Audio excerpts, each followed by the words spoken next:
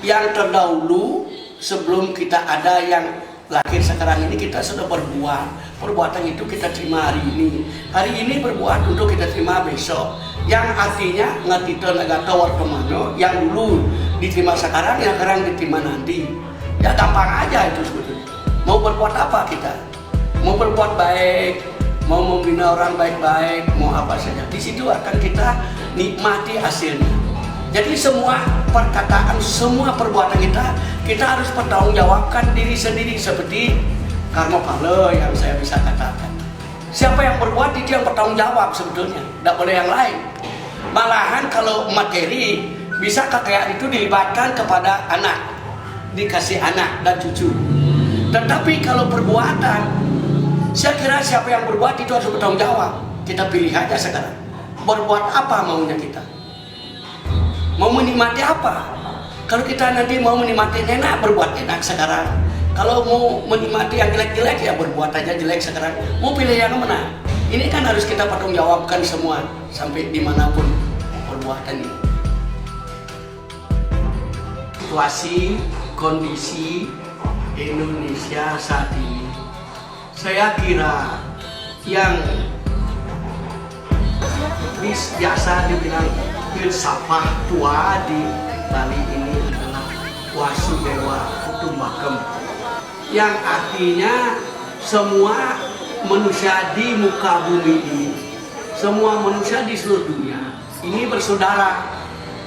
Karena ya begitu, Tuhan satu untuk semua, ya, matahari satu untuk semua, bulan satu untuk semua. Jadi semua manusia di dunia ini bersaudara. Kalau dikaitkan dengan situasi sekarang, bagaimana kita mencermati, ya, memakai pedoman yang namanya Wasudewa Kutumbakam ini, bahwa kita satu semua, sebab di diri manusia semua ini bersemayam Tuhan.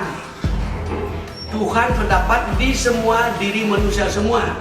Kalau kita bermusuhan, kan sama artinya dengan memusuhi Tuhan itu sendiri. Ya, ini yang kita sekarang belum sadar bahwa kita bersaudara. Apa sih gunanya bertengkar, berkelahi dengan saudara? Saya harap di sini supaya semua sadar bahwa kita bersaudara. Nah, di sini kalau bisa mari kita sadar semua bahwa kita bersaudara, tidak perlu bertengkar sampai jauh mendalam, apalagi saling bunuh-membunuh. Saya kira itu tidak perlu.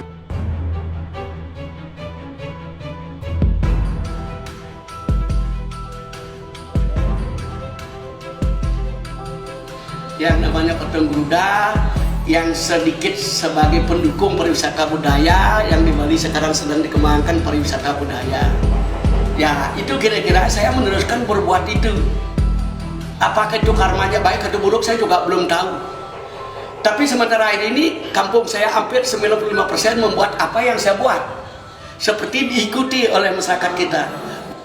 Tadi ini kampung ini kan, kalau bilang petani, ya harus banyak tanah. Petani juga tidak ada, ya, adanya sedikit. Kalau dibilang seniman, pematung juga belum laku zaman itu, tahun 60-an, tahun 65. Terpaksa saya pencangkul juga, penggarap sawah orang. Peternak juga menanu dengan orang. Dan di celah-celah itu saya juga membuat ini kerajinan, walaupun tidak laku dijual, namun kita bisa tukar dengan beras, dengan ketela. Akhirnya kita ketemu juga makanan.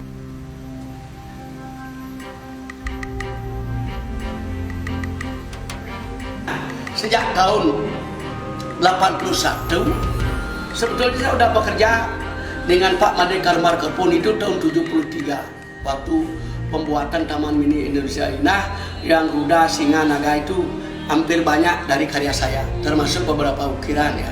Kan banyak grupnya, ratusan orang, bukan saya aja.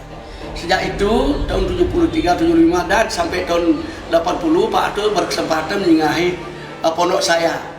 Beliau membeli karya-karya saya semua untuk di Istana Negara, di Istana Jogja, Istana Bogor, Istana Cendana, Istana Tambak Siring. Akhirnya saya memiliki lapangan pekerjaan, ya.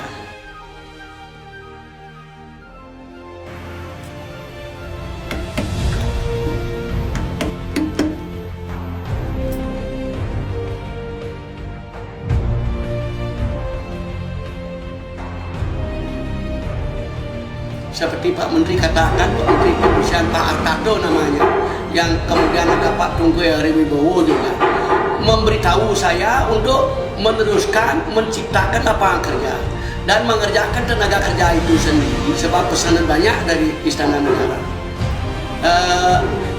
Sambil kalau sudah bisa menciptakan lapangan kerja dan mengerjakan kerja, kan pengangguran juga berkurang, kemiskinan juga berkurang kan, karena semua itu jadi laku pekerjaannya. Ya di situ kita mulai tahun 85 mulailah turis ada bisa kita jual di luar Indonesia ya. Umpama seperti Bapak Presiden katakan, semua kedutaan besar Indonesia yang ada di luar negeri sana, semua patungnya dari saya.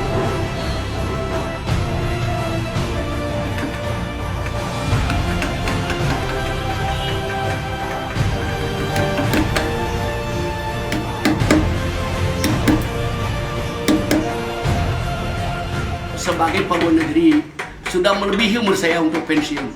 Tapi bagi seniman, tidak ada henti sampai mati, baru berhenti gitu. Kalau memang ingin eksis, kalau memang ingin maju terus, melebihi daripada hari yang kemarin, tidak boleh berpuas diri, merasa kaya, merasa pinter, sok pinter, sok kaya. Jangan, itu bukan otak seniman. Kalau orang bicara bisnis ya lain lagi gitu. Kalau seniman itu menurut saya.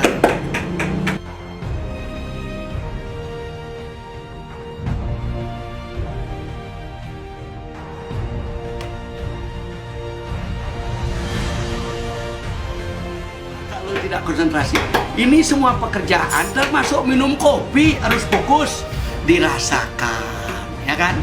Nikmati, di mana bedanya gitu loh. Itu sama dengan konsentrasi yoga itu gitu loh. Jangan dibilang hanya mengukir yang fokus atau pembuat film, semua pekerjaan kalau tidak konsentrasi itu tidak bakal maksimal karyanya. Saya berani yakinkan itu jadi asal jadi, lakunya tidak, cannot sell. Ya.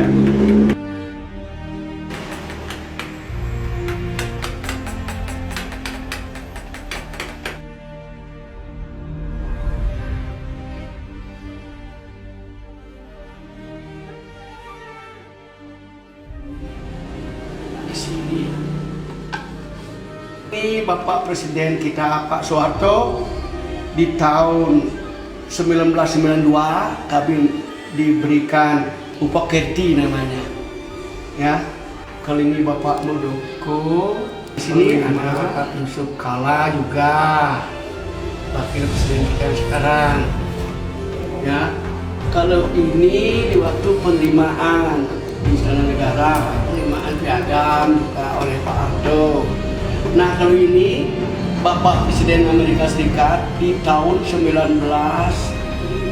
Nah, di sini ada sudah Busuk, ini Bapak Vladimir Putin, ini Bapak Yudhoyono, dan di belakang yang sudah satu sekali ada saya. Bekerja dengan masyarakat, desa, kecamatan, dan kabupaten dan provinsi. Perlu sekarang saya sampaikan kepada Bapak Presiden Jokowi, kapan beliau bisa berkunjung ke Pulau Dewata, rasanya tidak lengkap kalau tidak mengunjungi Pakudui Garuda Fulip menjadi desa wisata.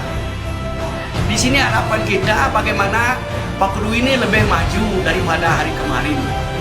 Bukan hanya Made Ada hanya sasaran seperti itu, tapi tujuannya bagaimana masyarakat ini bisa bersama-sama tumbuh berkembang sesuai dengan Bali menjadi budaya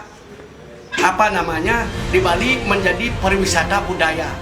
Kalau ada Bapak Jokowi Presiden datang ke Pakudui jadi pariwisata budaya Bali, saya kira akan jauh melesat, lebih jauh akan jadinya, jauh akan berkembang karena akan dilihat oleh dunia.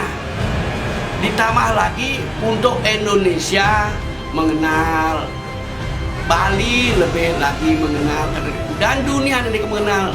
Jadi kedatangan Bapak Jokowi ini bisa sebagai tirta amerta, bisa memberi nyawa, bisa memberi hidup kepada sekian jumlah seniman pengrajin yang ada selama ini menggerakkan desa wisata khususnya pertunjukan di Papua.